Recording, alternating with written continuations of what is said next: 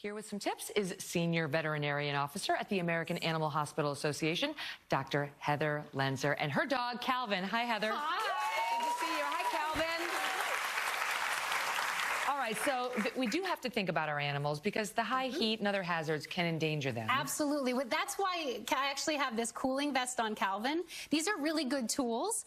What you do is you get them wet, put them on the dog, and as they dry, it evaporates their body heat away. Really? Yeah, because dogs don't sweat, right? The way that they cool off. Calvin does not look happy. Yes. He's like, what have you done to me, You know Mom? what? It's the boots. And the boots are on him because I do want to point out that dogs do need their feet protected on hot pavement. Can I tell you, that happened to Basha. She was running on a hot tennis court, and she burned her paws, and we had to get them wrapped. She looked adorable. She would have looked really cute in little tennis shoes. She was unhappy. We learned that the hard way. Yes. So the heat is a big deal, not only with large breed dogs that have long noses, because what happens with them is their airways actually weaken over time, and a lot of people don't know that.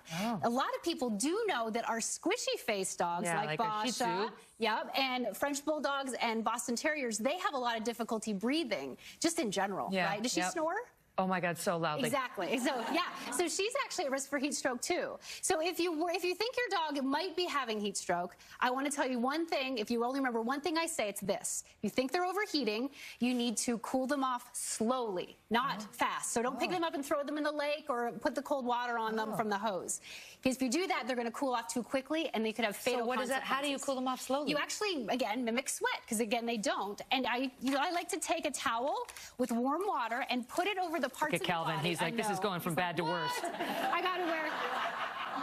And you put it on the parts of the body that have the least amount of hair. So in between the legs, on the ears, and you put them in the car. Put the windows down or the AC on, and you drive to the vet. Don't mess around. Heat stroke's a big deal. Okay, all right. And what are the signs like that?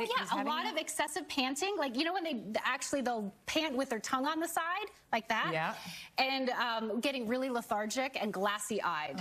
So if you see that, just get them a little bit warm and wet and get them to the vet. Now, what about Lucas over here? Oh my gosh. So Lucas is going to demonstrate why it's so important to be Basha temporarily. Well hydrated. So nothing will keep an animal safer than having a nice fresh bowl of water out there. But we did find a little ice lick, DIY thing you can do at home. We used a bunt pan. Oh, it's a block of ice. Yeah. You take a bunt pan, put water in it, and then, or you can put low sodium chicken broth, put treats in it, and they can lick it. That's a great idea. Calvin loved it. Lucas, not so much. Lucas is like, what is going on here? Exactly. Okay, good. So now this is Hudson. This is Hudson, and Hudson is demonstrating. Is there a life jacket on that dog? There is, because drowning's actually a big deal. Okay. Just because we call it the doggy paddle doesn't mean dogs all know how to swim. Really? So dogs with big heads and short feet and muscular bodies actually really can't swim at all. They can barely float.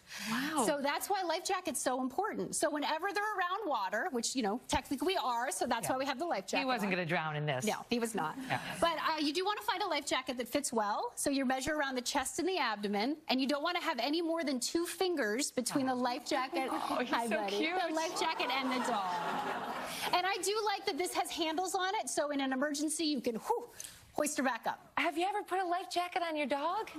No. I've never even thought of that. Basha can swim, but yeah, that's good to know. But on a boat, even though she can swim, still put a life jacket on her. And there's tons of them out there. And plus, you just get tons of enjoyment out of seeing that, don't you? How cute is that? It's like the boots, life jackets and boots. Last but not least is my little Basha, she's 14 years old now, my girl. And she has a tendency, she has a confession. She doesn't get lost per se, but we have lost Basha a couple of times. One infamous time that I talked about on the air where we inadvertently left her behind at a stranger's home. It's a long story. You can find it at today.com/Megyn today. But in the future, if I need to find her. I think you really need to have some kind of pet tracker. So there's a whole bunch out there. The one we have on her actually works really well with your iPhone. You can download the app, and it alerts you when she goes outside the virtual leash. So when you're looking for GPSs, you want to look for long battery life, whether or not it's waterproof, and how long the range is. Hunting dogs, they need hundreds a lot. If let's say you just lose her, you don't have like your area, and like, could you just find her on there, like find my iPhone? Like you could say, where is Basha? And it'll tell me? I know, right? It depends on how far away she is. So that's the rate limiting step on a lot of these GPSs. Okay. So the pet tracker, the life jacket, the ice block, and watch your pet for overheating, because that is a real issue. Yes. Dr. Loenser, great to see you. Thank you. Thank you so much. For all the tips, you can get more at today.com/Megyn Today. And up next, Joy Bauer will be here to talk food safety tips for your next barbecue. We'll be right back.